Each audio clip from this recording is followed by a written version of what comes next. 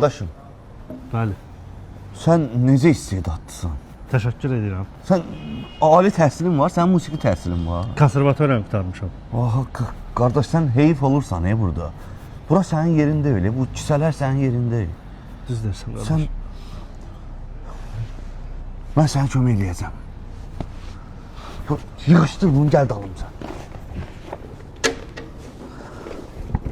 Bax, sənin yerin buradır, bura. Sənin yerin o küsələr deyil, bu küsədir. Tarqov, gedir gəlişə bax, gör nə qədər adam gedir gəl. Qazan da bunu. Niyə heyif eləyirsən özünü? Sifdə də qardaşından. Dağıt, dağıt. Benim bu derdim ne